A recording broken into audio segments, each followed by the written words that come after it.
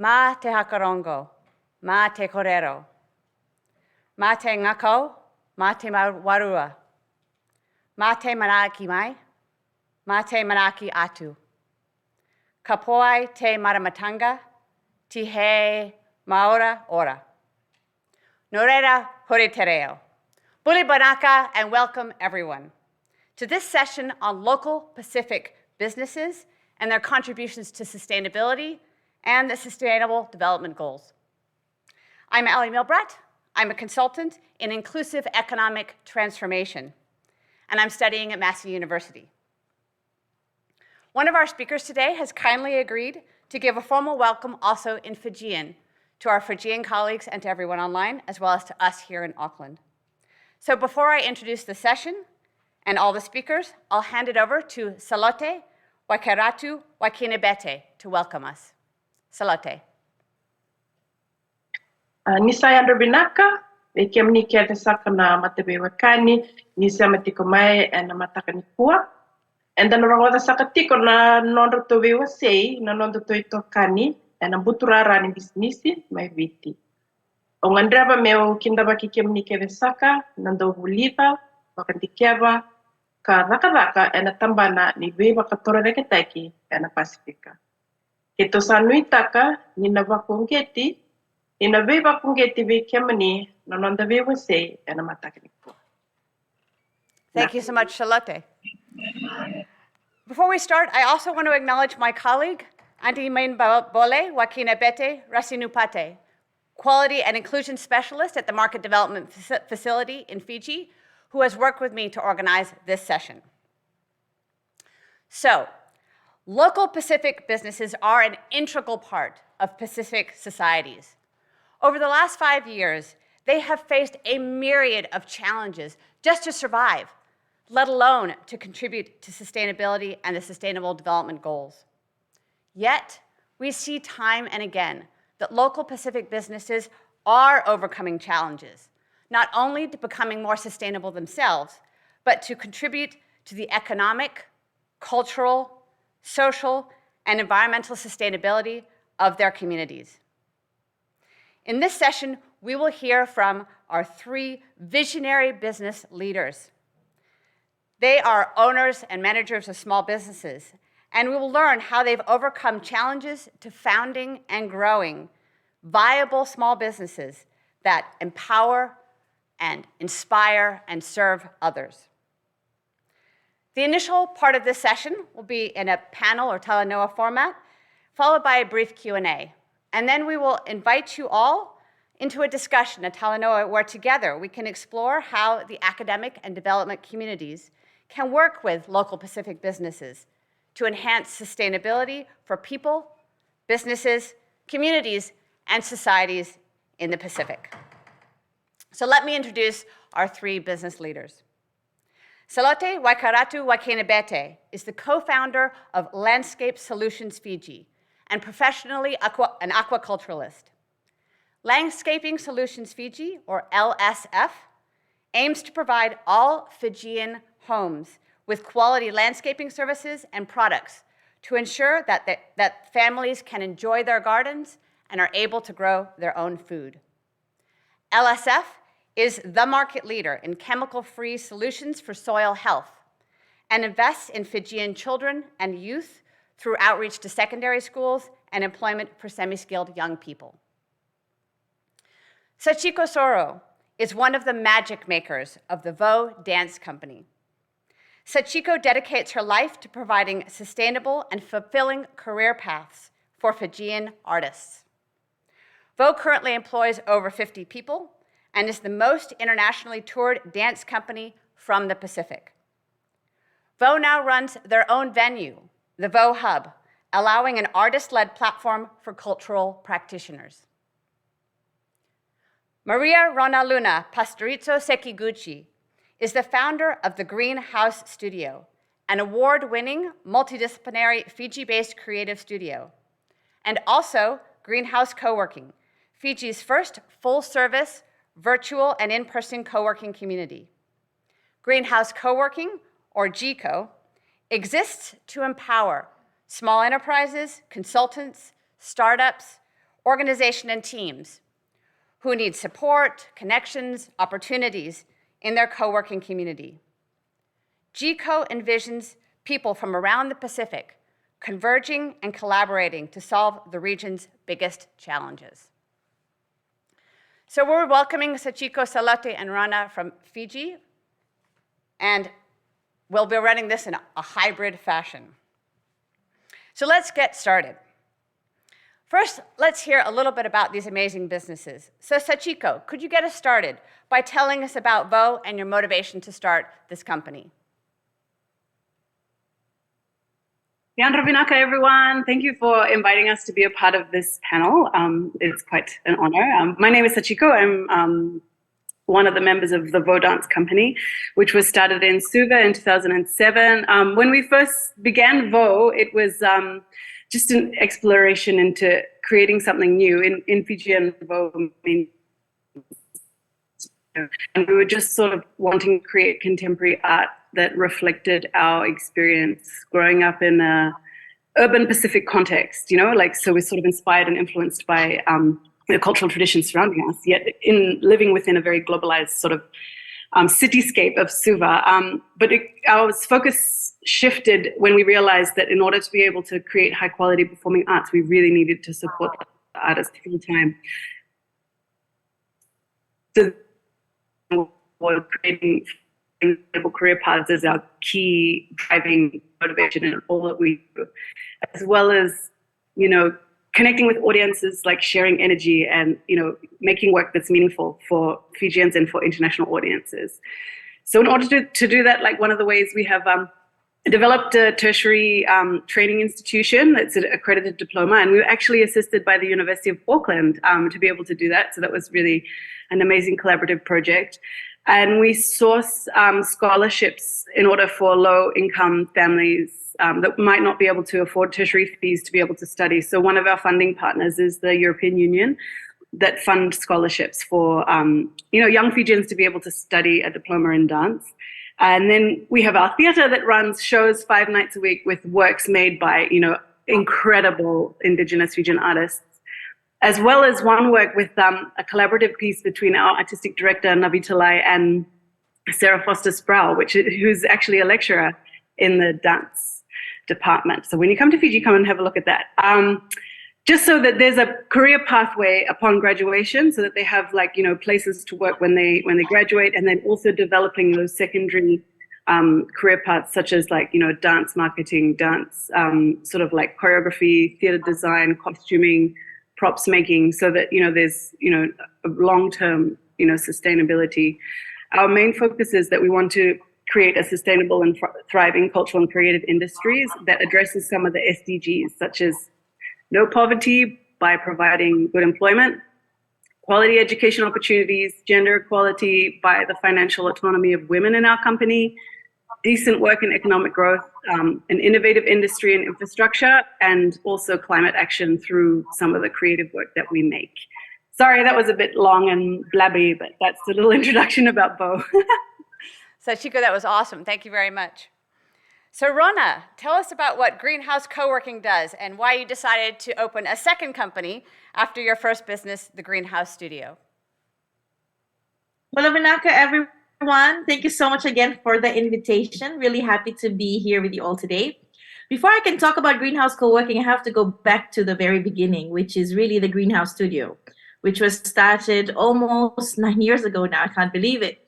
But I started the Greenhouse Studio because when I was working for an advertising agency, a local advertising agency, I just got disillusioned using my knowledge, my talent, and my skills for just commercial companies and some companies that I thought, could be doing so much more good, around them. And I thought, I wanted to use my communications background, my design, my graphic and web design experience, and everything that I know to be able to inspire change. In fact, that's our mantra. When I started the Greenhouse Studio, our mantra was we inspire change. And our tagline is where ideas grow. So thinking of the Greenhouse Studio as not as an actual physical space, but it was like a vehicle in which I thought we could do work that could make an impact. So we work with a lot, not just development agencies that have impact at doing some work in communities, but also individuals,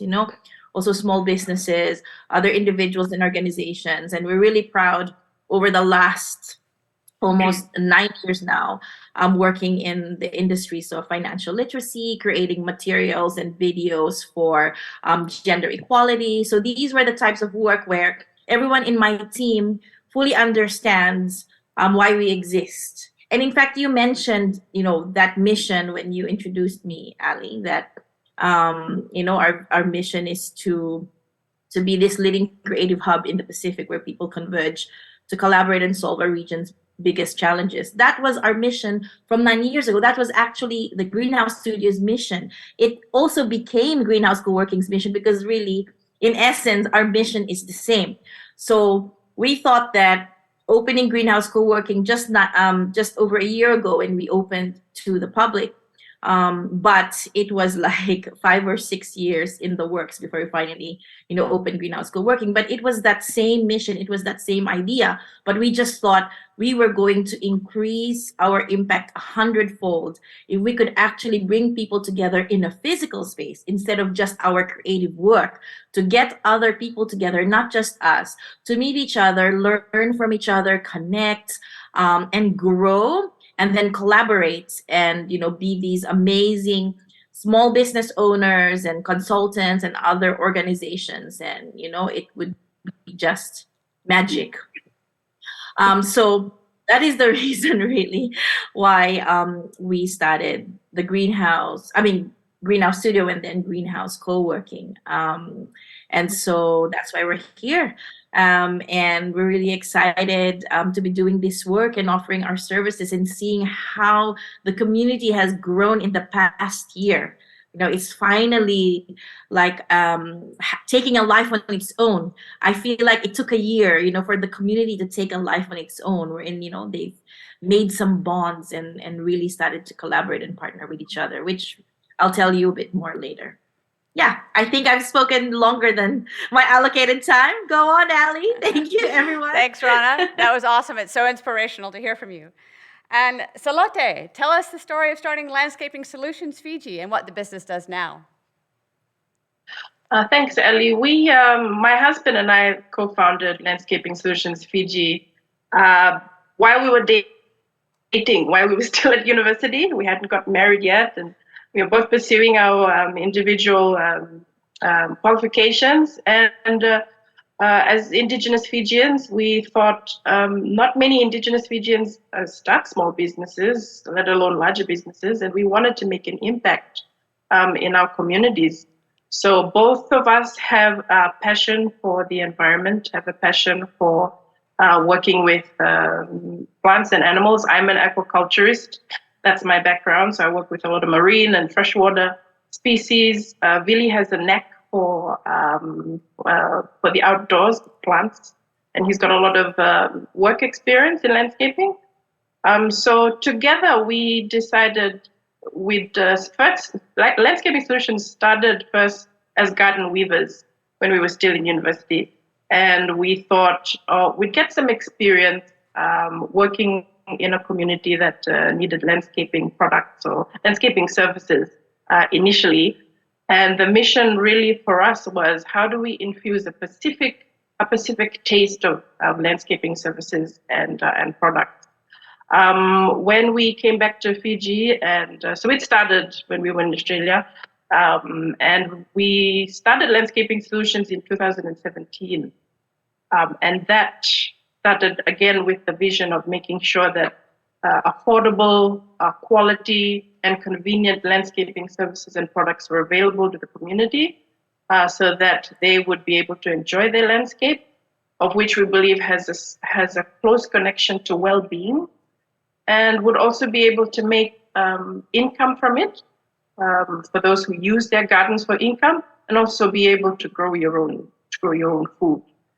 That's currently what we do at the moment. We offer various landscaping construction services. We do landscape design.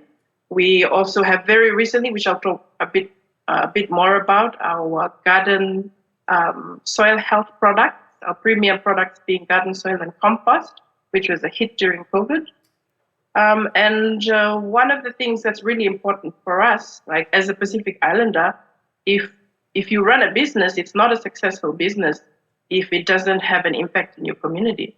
So that's one of the things that was really important for us is, yes, make profit, but also be able to provide employment, to provide opportunities, to provide support to our employees, firstly, which is really important, our employees, and also our family members, and also the wider community. You know that in the Pacific, the church, villages are really important places that need to be impacted. So for us, it was also about how do we use our business to impact our communities.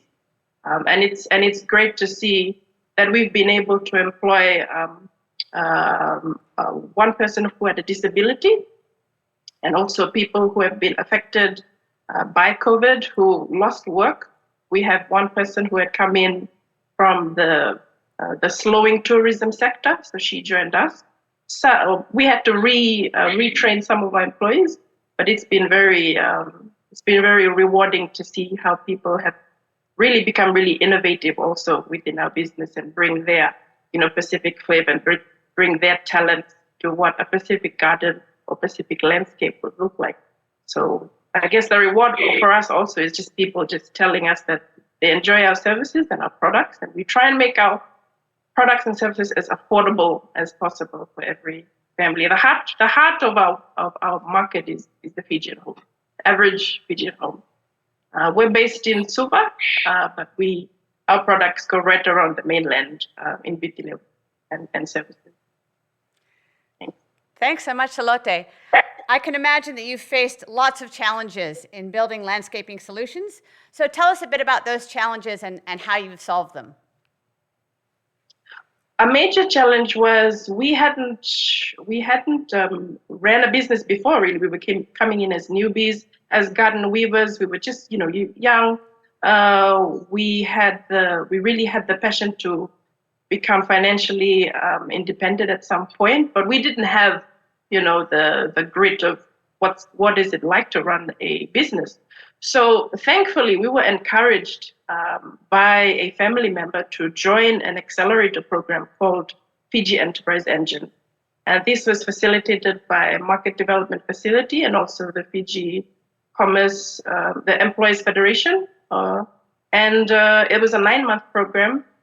And we learned in the areas of human resources, marketing, finance, and strategic planning. So that was a great. It was a challenge, but that was the solution for us is to be a part of these accelerator programs. So we learned a lot from that. One of the major things being we needed to restructure ourselves. It was difficult that we had to pause. That was a challenge. We had to pause. We had to remodel some of our operations. We had to improve a lot of our systems, including just formalizing the business also. Another challenge for us was COVID-19. During the first wave of COVID in 2020, in March, there was a lockdown, so we weren't able to move around a lot. But for us, COVID-19 was a blessing in disguise because at the same time that we had just released our compost product into the market, the government had promoted that people staying home needed to do their gardens. They needed to live off what you could what you could grow from your gardens, and also, be active during the time when there were a lot of restrictions. So for us, that's also when COVID was like, our products were in great demand. So we did quite well during COVID, but it also meant that we had to build our relationships during COVID.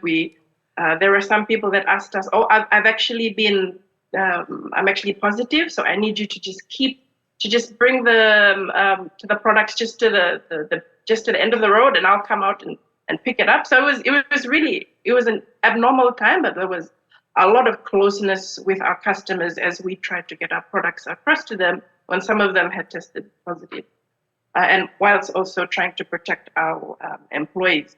I think a last challenge for us was just employee welfare. As now after 2 waves of COVID, the cost of living has really increased. So we had to really rethink and adjust our wages, like what we were paying our employees to reflect the things that are actually happening in the community, which is inflation. So employee retention and employee welfare was a challenge, but we needed to go back and make realistic changes to our budget so that we could make sure that our employees were protected during a very vulnerable time. Thanks, Salote. That was amazing to get a little bit of a taste of what you've been through over the last few years to enable this business to keep running at the same time as really contributing to families, to your workers, to your employees. Sachiko, have you had some of these similar challenges and different challenges, and how have you solved them? Oh, yes. Lots of challenges. Oh my God, Rona, your daughter is so cute. Morning. Good morning. Yeah, that's a challenge of a working mama right there. That's challenge number one. I know, juggling all of these things, and women on like in charge of and work and rah rah rah rah. Salote mentioned, the COVID-19 gave us the biggest beating of our lives. Like we were just watching our income sources like zero. I was like, oh my God. And at the beginning, no one knew what was going to happen. I was like, is this the apocalypse? Is this it? No one knew. It was. We look back on it now and we're like, what was that? What was that? But yeah, at the beginning it was pretty scary.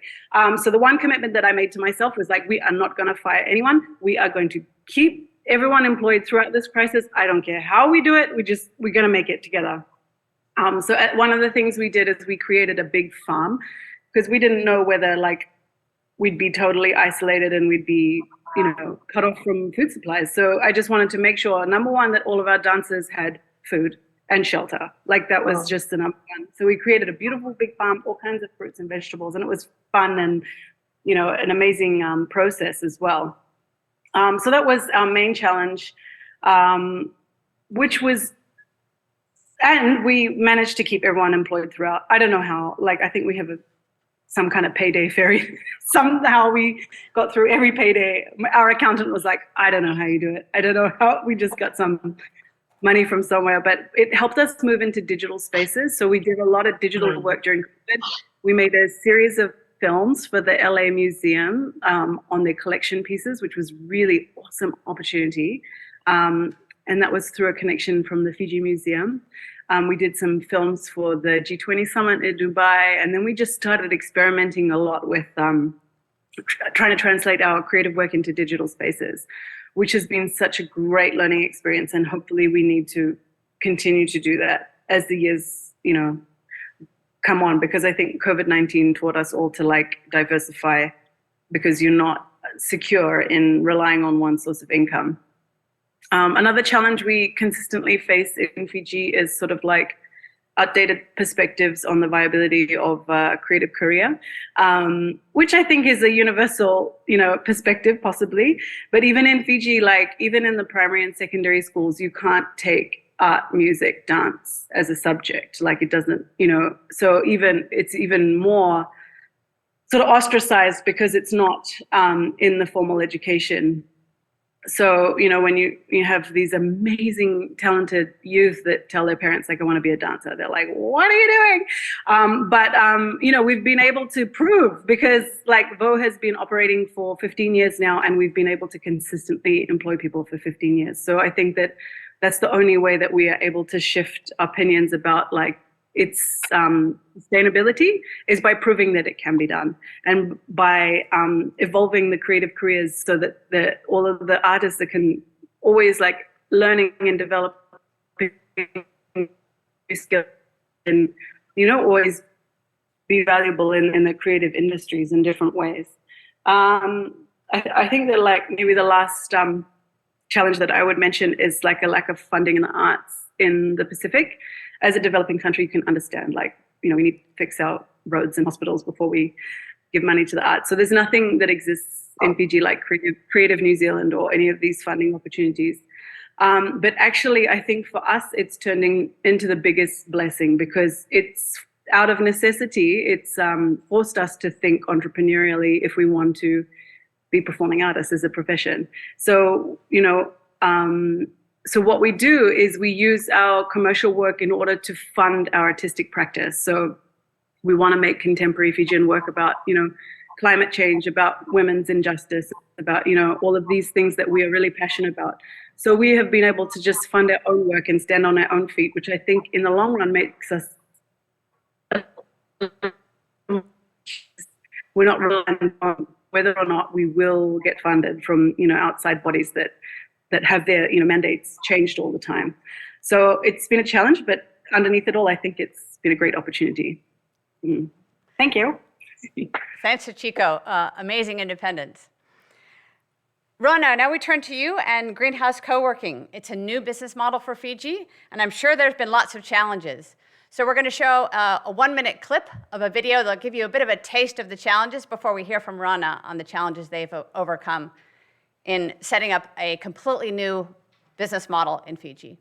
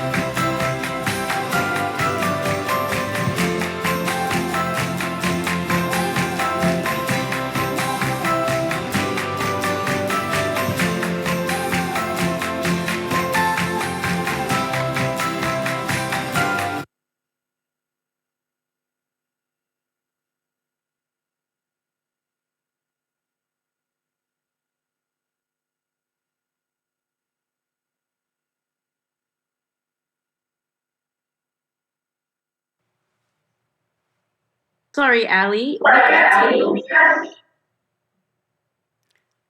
Oh, you can't hear. So she... Okay, just it's okay now. Okay, good. So I don't know what you just said over there just before. I said, tell us about your challenges, Rona. Okay. All right. Thank you so much, everyone, for watching just a 1-minute clip of our brand video. Actually, it's more like our evolution video. The reason I wanted to show that clip was just to give you an idea of the magnitude of perhaps the challenges that I'm about to explain. You see, like, when I started the Greenhouse Studio, which was, over 9 years ago, with just me as the only person in the company as a sole trader, and basically the Greenhouse Studio is the main investor or shareholder of Greenhouse Co-working. So just imagine that when I started Greenhouse, I couldn't afford an office. That's why, and I think, a lot of our friends know this, even Sachiko, and, they know our story, and also Salota here, that we couldn't afford, I couldn't afford an office, I couldn't afford other people, so I was just working from the second bedroom of our house, and then working off coffee shops, my friend Jason, our photographer, so we could get a business license, put a table for me in his studio, but the journey that we've had to take as a small business, from that to having this Greenhouse co-working space is a huge journey for us, from a point where we couldn't afford even a small room, in Suva at that time. And so when we launched last year, because of how it was just so emotionally charged. It was so emotionally charged that my whole team and I were in tears because a lot of members of my team were there when we were just in that second bedroom of our flat. So one of the biggest challenges is, like, number one, getting the buy-in, not just from other investors and other partners, about the idea to help us fund or work with us to create this space, but also the buy-in from our team, because it was such a huge project for us, and we're like a small family which have families to feed, and it was happening during COVID. We were expanding and opening during COVID, so everybody was just afraid, are we able to do this? We need the money, we don't have these investors yet, the capital that's needed is huge.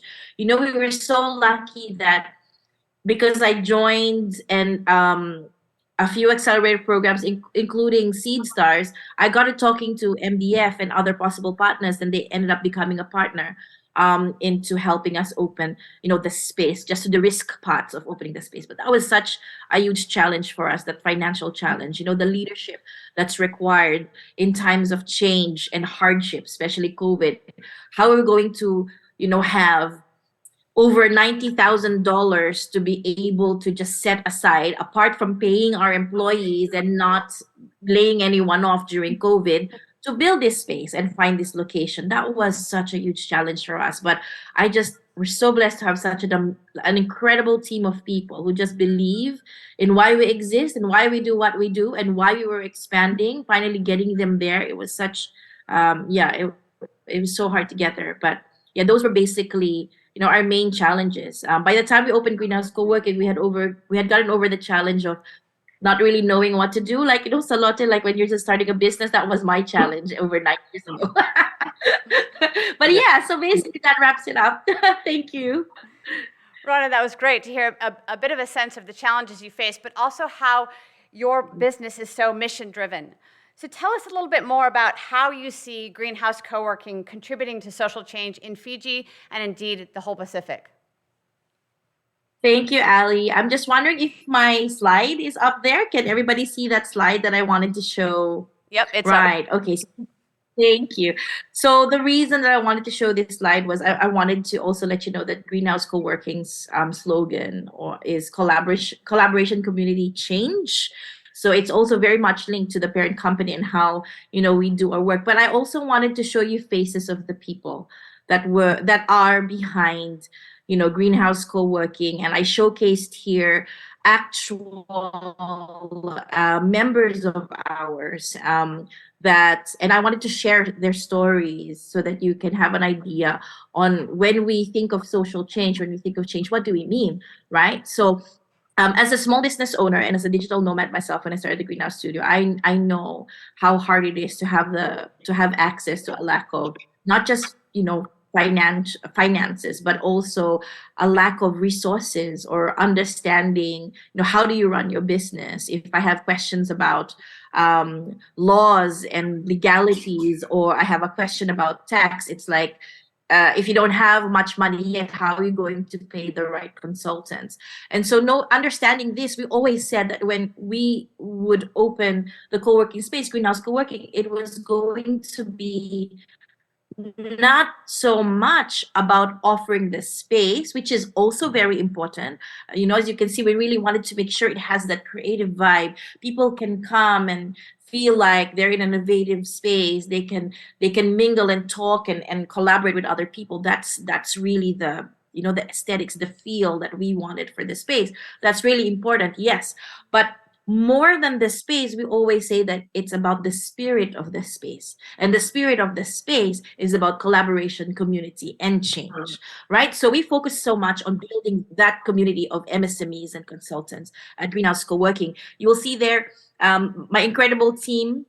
at the entrance of our space, because they were just so behind. I mean, they're just behind everything that took place. And then you can see here the Bula ties. That's Marita over there. I met this amazing businesswoman. I'll call her the CEO of Bula Ties, Marita.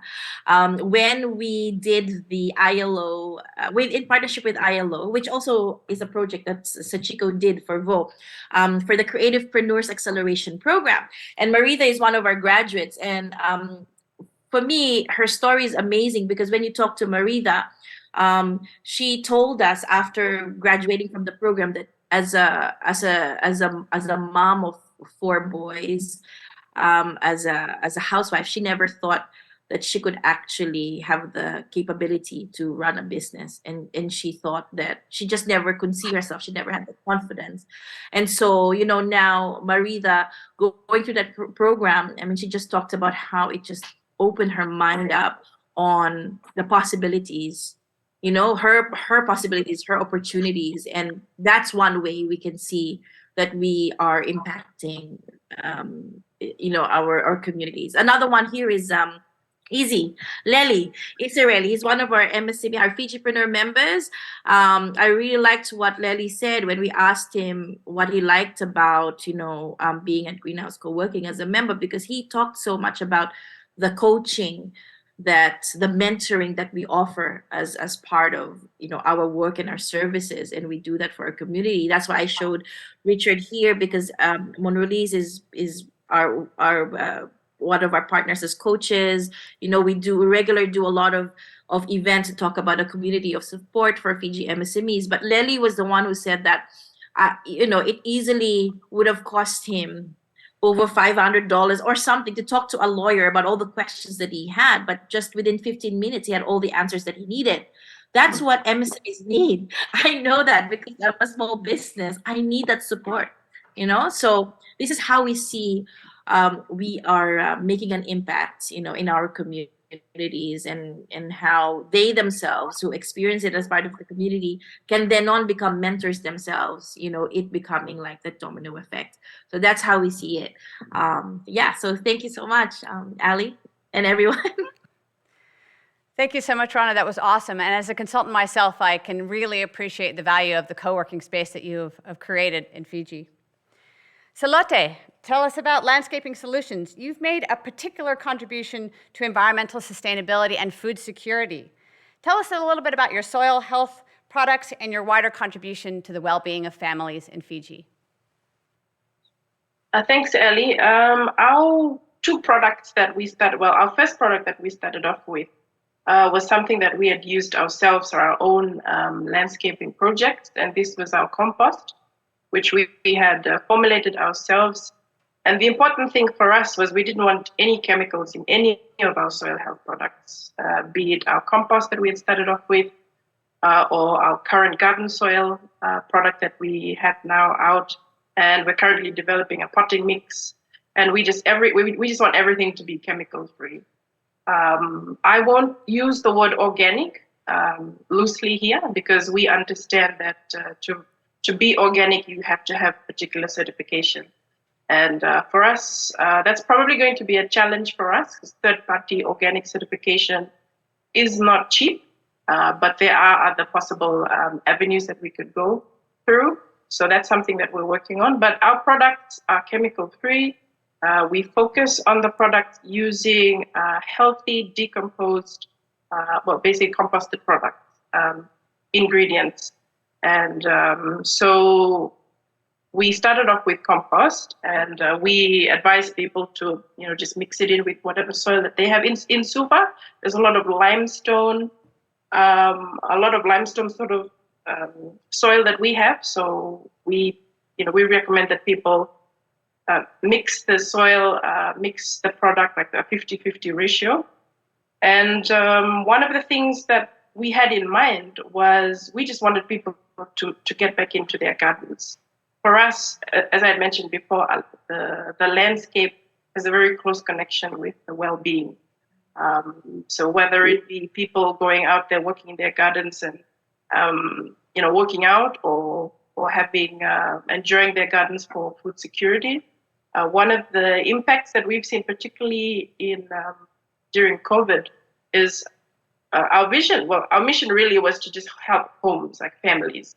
But we realized that people started using our products to start nursery gardens, to start nursery businesses.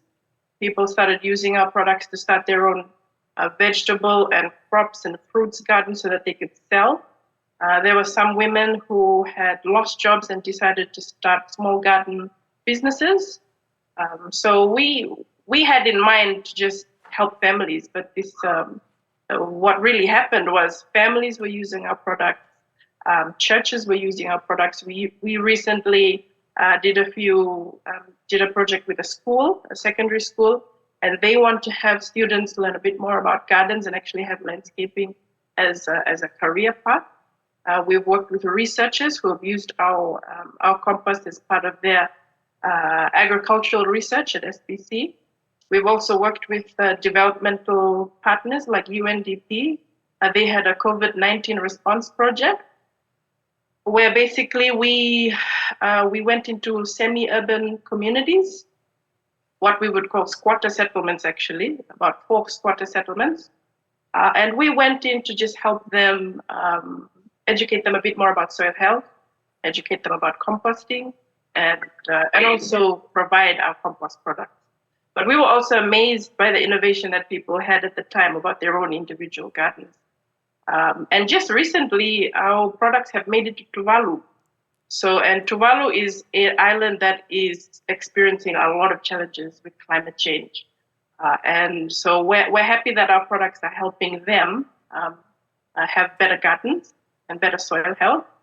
And we've just now entered the tourism sector, so just working with hotels with their particular landscaping. But as Indigenous Fijians, for us, it's about bringing an Indigenous flavor to landscaping, focusing on Indigenous trees, Indigenous plants, Indigenous gardens, medicinal plants. So that was what I was talking about initially, about the vision and mission, bringing a Pacific flavor to the services and products that we provide. Thanks so much, Charlotte. That was amazing. And I can greatly attest to gardens being part of my personal well-being. So Chico, you've done amazing things in the cultural space. How have you supported artists to understand, to build on, and to share their Pacific heritages? And what role do you see for Pacific arts and arts in general in the 21st century? Thank you, Alice. So in VO we have artists from all over Fiji, all of the 14 different provinces.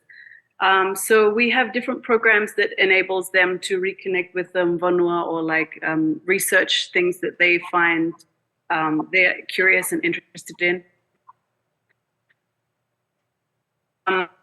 We help facilitate, returning to village for those that might have grown up in Suva or away from their traditional lands.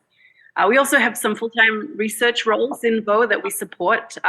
So you can apply to just, and we fund their salaries for a year for them to research sort of like subjects that they're very interested in. So it's up to them. It's completely artist-led. So they could choose, they want to research the role of the Ndoni Vudu, which is a traditional chant and dance maker. So we just support them with whatever resources they need, such as, their boat fares or, connect them with the Itoke Affairs office in Suva. And just basically support them, and whatever they do with that is completely up to them as young Indigenous performing artists. And it doesn't have to be dance related. It could be about fishing. It could be about going to learn to weave. It could anything that they are interested in. So we're just trying to help them to support their learning, which is sort of not supported in the sort of mainstream educational sort of, what do you call them? Institutions.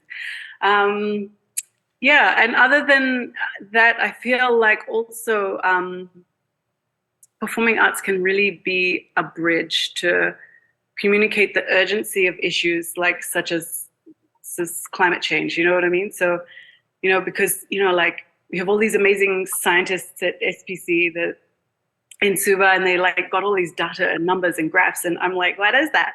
Like, you know what I mean? What does it mean? Like, you know what I mean? It means there's a tsunami gonna like wash this village away in the next few years if we don't, you know, act. You know, like I need that story. I need that human experience for me to understand the urgency. You know, like that for me as a person, and I believe I'm not alone in that. So for example, like our choreographer Navi, he made a piece about the catastrophic climate-related cyclone that we had in 2016, Cyclone Winston. And there was this hashtag after the cyclone, like, we are stronger than Winston. And so he made this piece collecting like human stories from the aftermath, like real stories of what people went through. And he titled this work, Are We Stronger Than Winston? Like, because how long do we have to be resilient for? Like, all of these communities that are constantly rebuilding, you know, and this work was just so like, woo, like just a punch in the guts. It was beautiful and painful and real. And, you know, and he took this work to the Edinburgh Fringe Festival, and it's the biggest festival in the world. There's 3,300 companies in this festival, and there's only 11 awards to win. And so he won like the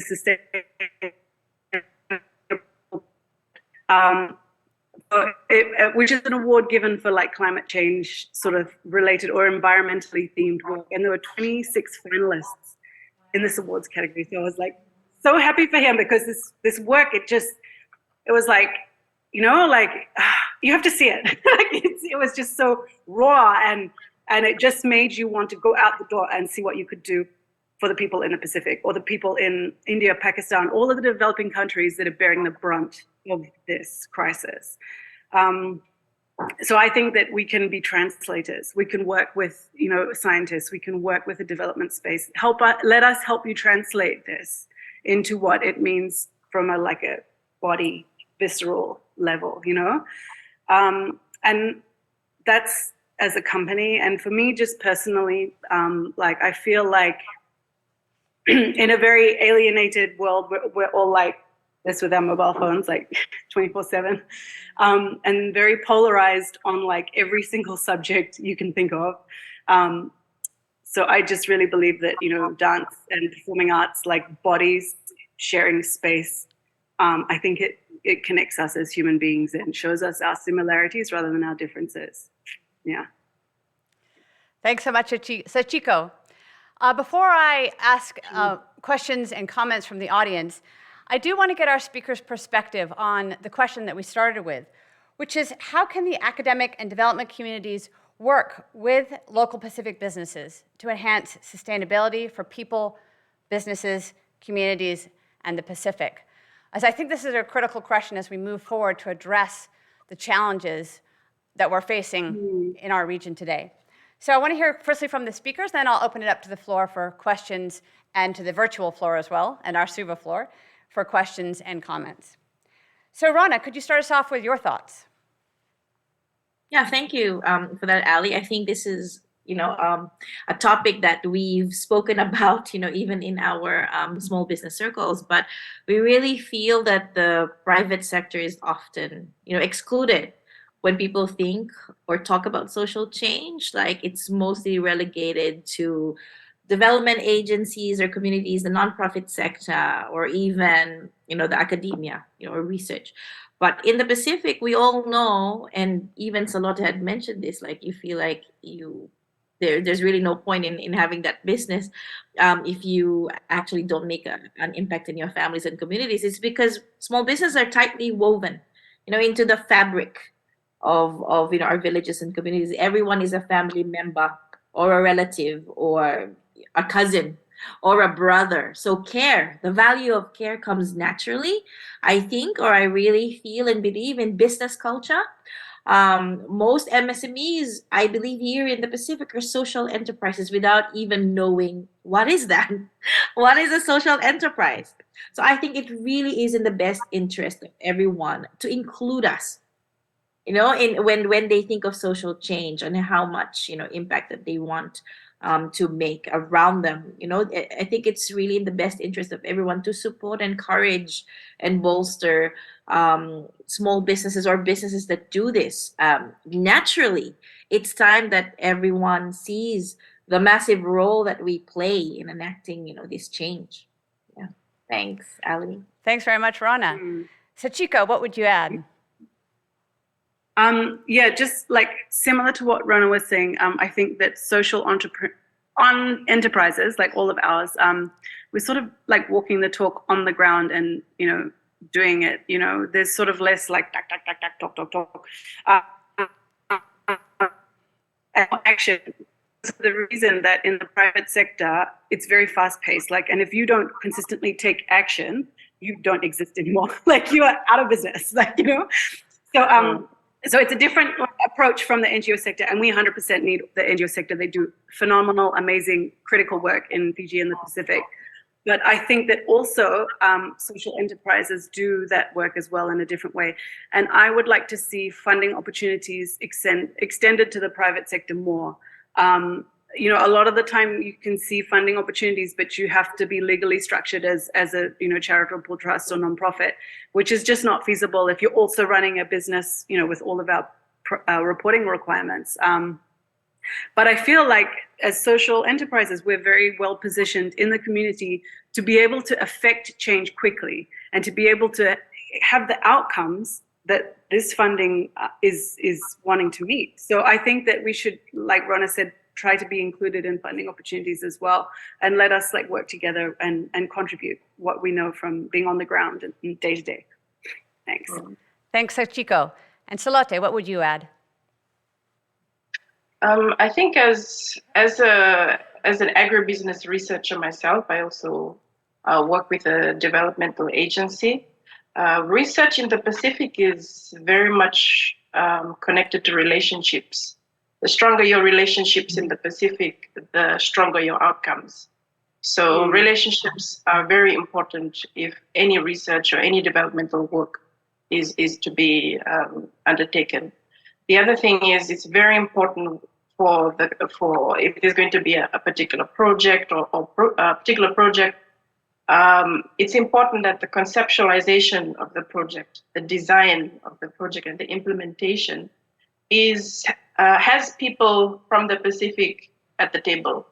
So a co-design, co-conceptualization, co-development with a Pacific lens is really important, particularly if we're dealing with funders overseas.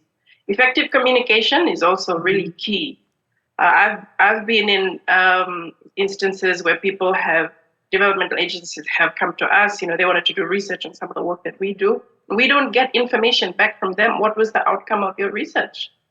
So it's important to include people right throughout the communication cycle, at the beginning, as you're going through the project, and as you are exiting a project. So communication is really important. I think identifying, empowering, and also developing local leaders on the ground, particularly women, youths, and aspiring young professionals, is important, because we all want projects to continue. We don't want projects to just end. The sustainability of a project really falls on relationships and empowering locals and people on the ground to continue to impact and continue to bring change. And much of our Pacific customs are orally passed down. We come from an oral tradition. So the tool of talanoa is really essential and needs to be done transparently and respectfully when we're talking about research in the social enterprise space. Great. Thank you so much, Salote. So before I ask for questions and comments from our audience, let's have a big round of applause for Sachiko, Salote, and Rona.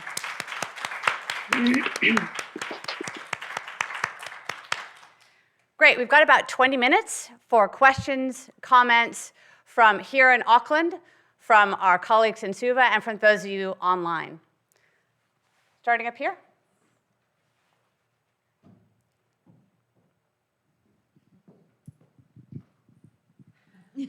Sorry, I have to do a quick jog. You three should be able to hear the questions. I will stand closer to you all. Thank you very, very much. All excellent presenter. And I'm Phương Nguyễn. I'm Massey University, PhD student at Massey University. But before joining Massey, I'm working with OZ and DFAT in Vietnam. So I'm practitioner and then moving to academia area. So just the comment that like my research, my PhD research actually is on the role of the private sector, that the contribution of the private sector in development. So yes, we are hearing you, and we want to like know more about like the role. And my research actually is just focused on like a micro and small business. I'm so happy. My heart is beating fast when I'm listening to all your presentation. That's like, yes, is that what I found as well. And my research is I'm focusing in micro and small business in Vietnam, in the rural areas to target ethnic minority women in Vietnam. And then what I found is very relate and aligns with what you are presenting, that yes, the role of micro and small business, they have like a huge impact on development. And because they can be quite inclusive in terms of, as Rona, you said about like, it's not about a social enterprise. If you're talking about like that, because micro and small businesses, they're quite like a family business, and then at the community level, they're quite connected. So it's that like, yes, they have a huge impact, and to like include all the smallholder and low-income women, then have the benefit on that.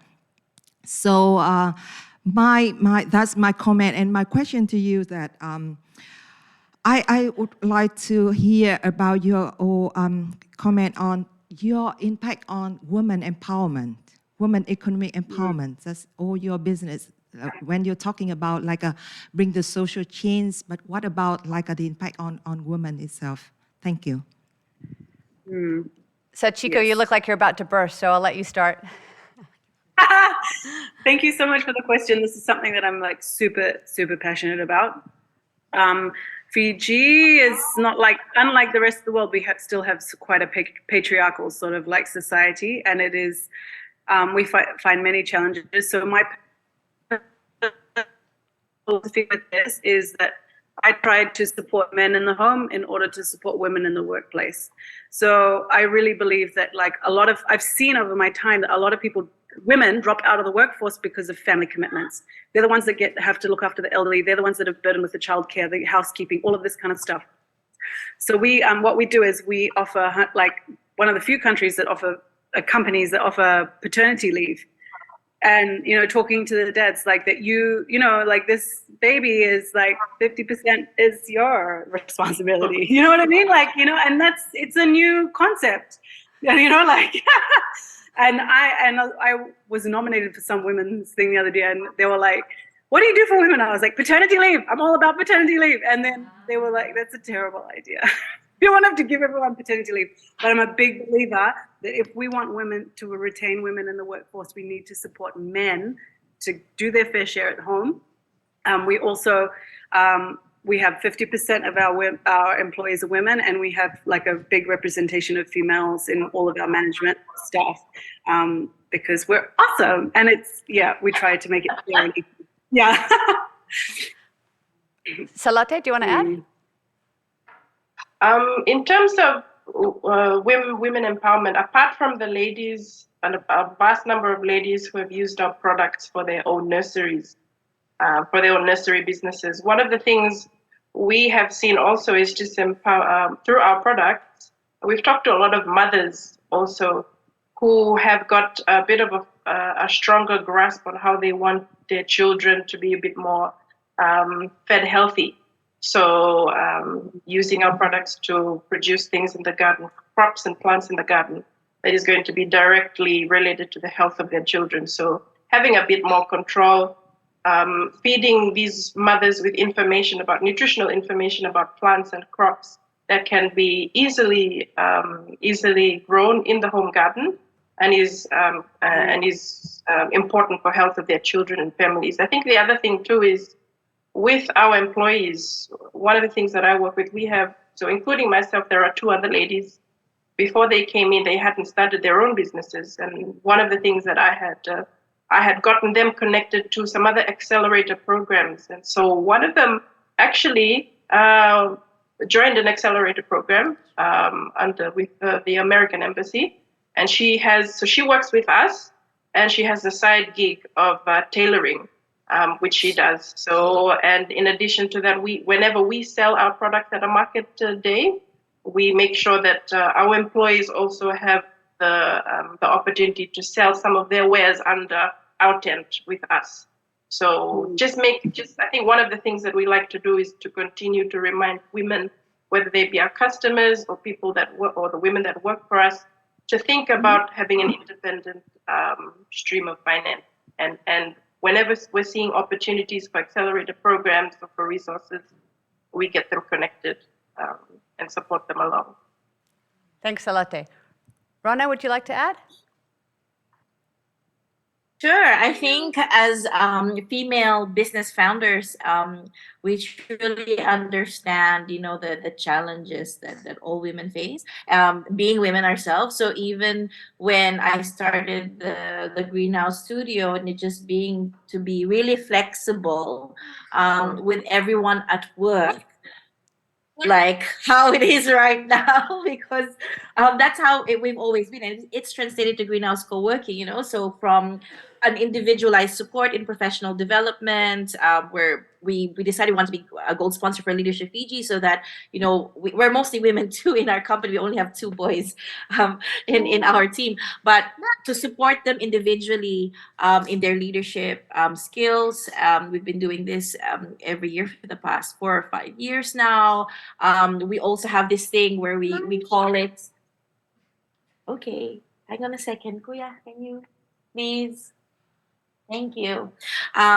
Also, as I was saying, that individualized support with understanding, it's what we call our annual dream review. So everyone in our company, so if, for example, one of our MD now, actually, Karen, she wanted to finish her diploma in digital marketing, and we supported that as a company. So apart from that, as well as the 3-month paternity leave for Greenhouse Co-working, before we started, we worked with a partner to do an audit on how inclusivity and diversity actually becomes like how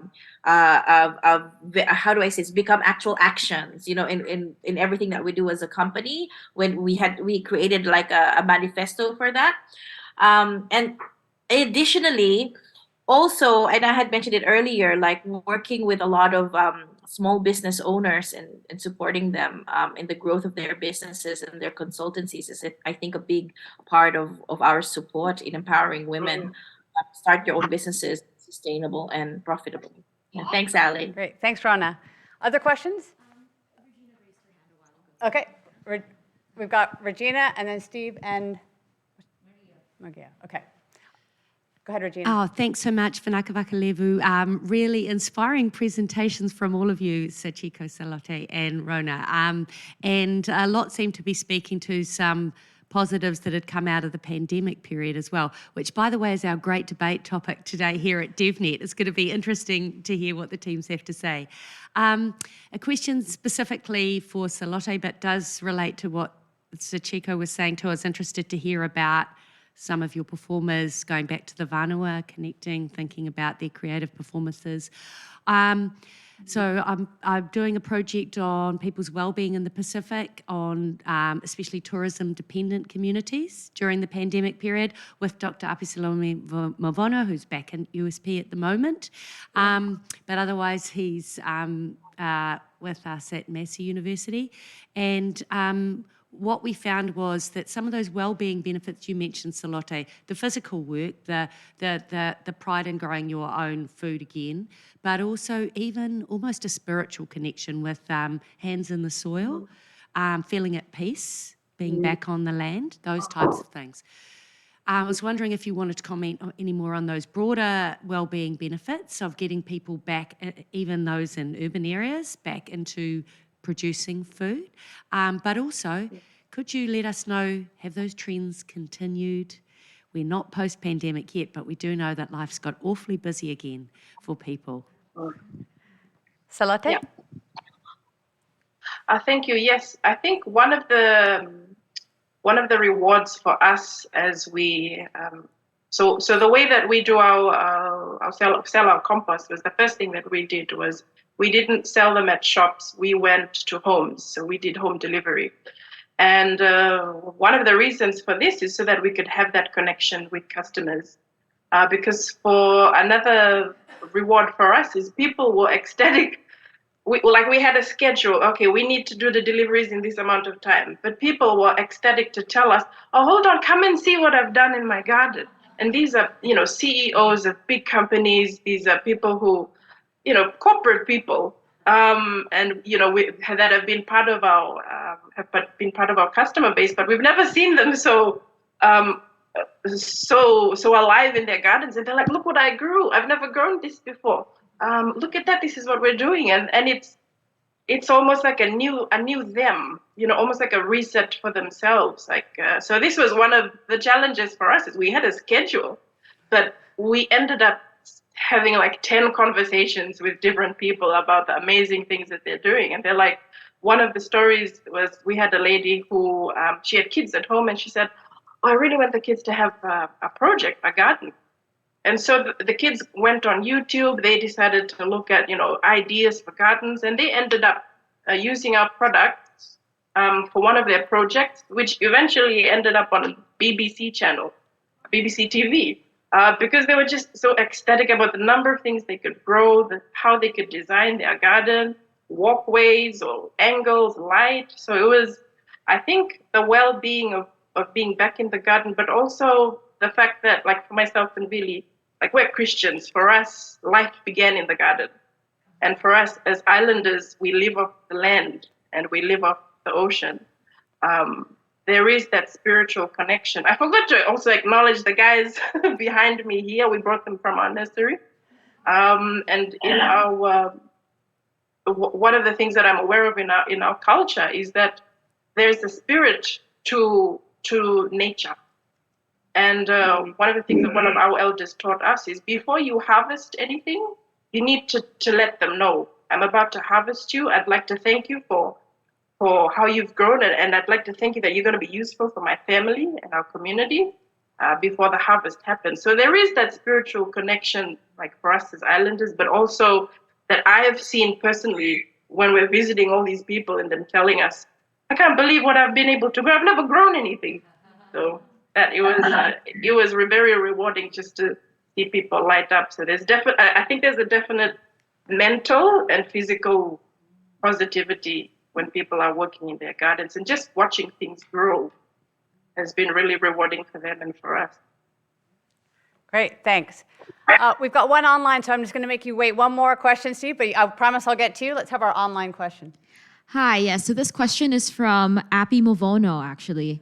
So firstly, and please forgive my pronunciation. Firstly, Vinaka Vakalvu to Salote, Sachiko, and Rona for the awesome panel. Thanks to Ali for chairing. A quick question from us in Suva. Why are indigenous Fijians often left on the margins of business? What can we do to close the gap and entice Fijians to get into business? Vinaka Saka.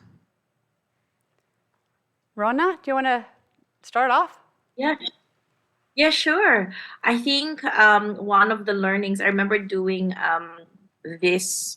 We did this program with some women from Gawia village, and we brought our dear friend from Salt Anna to work with us with the women as they were starting to think about starting a micro business, and they didn't know how. But one of the things that we found was because there's this frame of mind that because business. There's this connotation that business is all about just making money, and making money sometimes can be seen as a negative, because like there's this idea that we should just plant of course, it's very important. Plant in our gardens, have food, and and that's okay, and that's it, and we stop from there. Because our idea of business is, you have to hustle and you have to keep making money, and also there's like this gap that we have to cross and make people understand. Like, look at us, we're social, we're businesses, and we're working with communities. So it's just crossing that gap. So when I remember like working with the women from Gawia, and they were just like, wow, I never thought, that I could do all of these, and I can harness like my whole family, to help out. It can be like this family venture, and we can grow this. We can have the potential to really grow this for future generations to come. It's just crossing that bridge, and we need translators, like Sachiko was just saying, like the vehicle of for people to understand the storytelling, so that our indigenous communities can understand that there's nothing negative about that you can grow something big, but it can be really good. I that's from in my point of view. I hope that answers your questions, Api. Thank you. I'm sure the other ladies have their own perspectives too. Yeah, do either of you want to add, Salote or Sachiko? Salote, go ahead. I'll just add something. When I started my business, my husband and I, we were really excited. When I told my mother about it, she told me something in Fijian, and she said, and basically what that means is, if you have a business, you don't have family. So again, going back to what Rona said, like the mindset in the Pacific or amongst indigenous islanders is, if you have a business, you're very focused on money, aren't you? You're not really focused on your family. You're not focused on your community. And to this day, like we're operating now 5 years, and people still tend, I still get that thing from my mom. Is like, oh, so you're making money? Yes, you're making money. All right, but it's only a good business if you're helping your family, if you're helping your community. So it's that's the other thing too, is like the world of business and the values of being an islander sometimes come in conflict with one another, because business is very, you need to be also very individual minded, and you have to have grit and patience to see things through. You need to be really flexible. One of the things that I found is I need to really come out of my comfort zone. And as a researcher, as an agribusiness researcher, what I've seen is that, at least in some of the communities, indigenous communities, there's a level of comfort that people are fine with. Like, for example, I'm only going to run my business so that I can pay the tuition of my kids and build a house in Suva. And so for indigenous Fijians, like to say that we are on the fringes of the commercial landscape, is debatable, because the question is, what is a successful business to you as an islander? I think many times we try to put the definition of a successful business in the Western, with a Western lens for us. But you can be a successful indigenous business owner just if you run your little canteens and are making an impact in your family and your community. I mean, yesterday I saw, I think, Mere Samisoni, who owns a hot bread kitchen in Fiji. Yeah, she's a big example. There are also many other Fijians that are doing very well for themselves in the business landscape. We just don't know them yet, but they're doing very well for themselves. So it really depends on what is your definition of success, because there are businesses out there, indigenous owned, that are doing quite well. And for themselves, they see themselves as successful. But it really requires a lot of passion and grit to go through things. And like what Sachiko was saying, you need to be flexible. You need to be ready for change and make those changes when needed, and have support. Yeah. Even when your family is telling you, "No, why are you trying to make money?" I think my family has sort of like not really given me such problems, because we're employing some of our family members whenever they come into the island. So Yay. that's something that we're useful for them. We're at time, but I'm going to beg everybody for 5 more minutes, because it's such an amazing conversation. But I have promised 2 more people that they could ask their questions. So can we have Steve up at the top?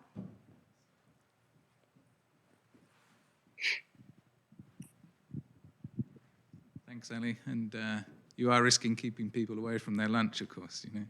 It's Vinaka. Steve Knapp from Business Link Pacific. We run a program New Zealand government funded, working with SMEs in the Pacific. And I think we've actually had the pleasure of working with all three of you over the last couple of years. I really like this idea around community business, social enterprise, and businesses in the Pacific being almost social enterprises by default. And as Sachiko was saying, we saw so many examples of businesses that, although their turnover was dropping substantially during the pandemic, they kept their employees. And they had that commitment to the community, and they had the commitment to the people that they work with. And I think that really has to be recognised. But my question is firstly around what are the key areas of support that you think small businesses need in the Pacific, and secondly, we see time and time again how difficult it is for small businesses to get finance in the Pacific, and how hard it is to get money from traditional sources, from the banks, etc. What's your experience of small businesses in being able to access the finance you need to grow? Who wants to start us off? Sachiko? This is like a Sure, Rona, go ahead, Rona, and then Sachiko. Oh, sorry. I was just gonna say that question is so loaded that it's gonna take another hour just to talk about it. Can you do the 1 minute version, Rona? Sachiko, you wanted to Sachiko give you the 1 minute version. I can. And can I just say that we love Business Link Pacific. It's like the best program. I love it. The reason is that there's no conditions, because us as business owners, we know what we need. We need to buy this so that we can make this product, or we need to, you know what I mean? So a lot of the funding opportunities is there's this funding opportunities, but you can only spend it on this. You know what I mean? There's so many clauses and caveats, and it's hard, and you're like, dude, I just need to buy this machine so I can make this thing or whatever. So we've had a really amazing experience working with Business Link Pacific that enabled us to develop new services and products. We actually, with that money, can I just tell you really quickly, we carved this horror maze through the bush, through my husband with a grass cutter, it's this 40-minute maze, and we were able to source all the props that we built in this Cannibals Cheese horror maze through the thing, and we only did that. And it was all of the dancers that came up with all the ideas. We wouldn't have been able to do that without the Business Link Pacific support. And now that runs every week. And there's 20 people there. But in order, formal financing from banks, oh my goodness, it's just so hard. So I've just forgotten about it for now. But I don't know if the other ladies have had better luck than I have. I'm gonna keep moving along because we got one last question, and I know we have to get everybody to their lunch. Thanks, Sachiko. Somewhat related. I'm Maria. I teach in the Graduate School of Business in Manila.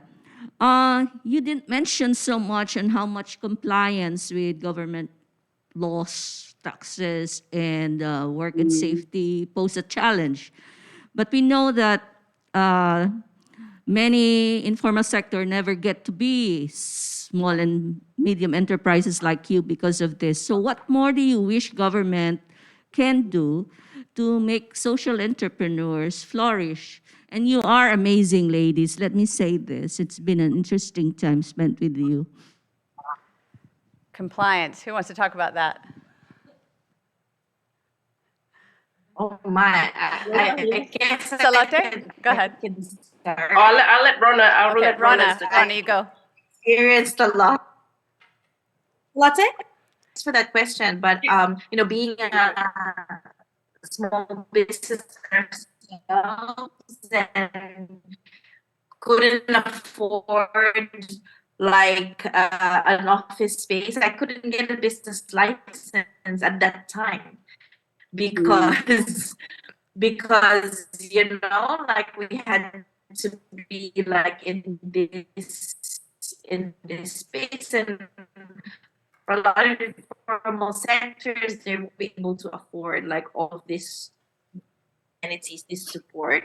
For example, one of the things that we were speaking with MC all the advice that they need so that they don't feel deterred or just not have a lot of small business owners don't have the confidence. They're just like, I don't know what I'm doing and I'm scared to network. What is that? But that's so much needed to grow. And so just bridging that gap, I think is so important, and the government can provide support, in this area. And that's my quick answer. Because again, that'll take me another hour just to talk more about it.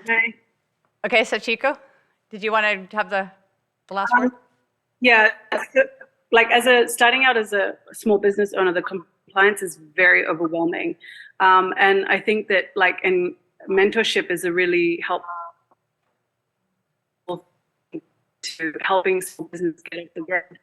And also the associations is really important. Like through that ILO project that Rona was speaking about, we were able to set up the Fiji Islands Dance Association, which currently has 18 dance companies in it. And through that association, we help them with compliance. A lot of the creative practitioners are working informally, so they don't have their superannuation, which is F&PF here. They're not registered for that if they want to be, all of those kinds of things. So, we offer business planning sessions or just one-to-one, hanging out and helping them with all of the stuff they need, because it's really hard to get the information of what it is that you need to do to operate a business. There's a lot of red tape. So I think through associations, that was one mechanism that could be helpful to circumnavigate that, red tape bureaucracy. Great, thank you so much. Well, we have to close, but I would encourage you all to go find these women online, reach out to them. They are an amazing source of wisdom, good humor, and amazing impacts in the Pacific. Just before I close, I'd like to thank Andy again for helping me to organize this session, as well as Marilyn Villasoni and my other colleagues at the Market Development Facility. I'd also like to give a big thank you to our AV technician, Joe Eccles, our student helper, Mathia Melissa Lim, and lastly, to again say I am so grateful to Sachiko, Salote, and Rana for taking time out of their very busy schedule to share their passions with us, and I'm thankful for their contributions to the Pacific. Lastly, I'd like to thank all of you for joining us this session. I'm optimistic that working together, utilizing the public sector, the private sector, and civil society together, we can continue to make progress on the challenges that are facing the Pacific, including Aotearoa. Thank you very much.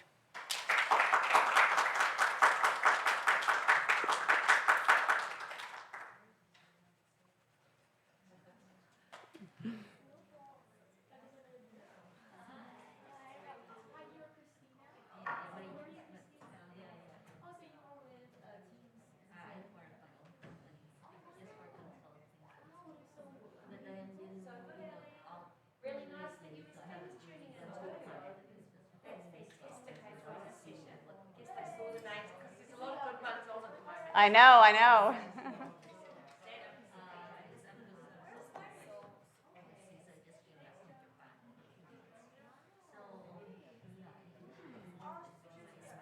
Maneno kushambara utaona.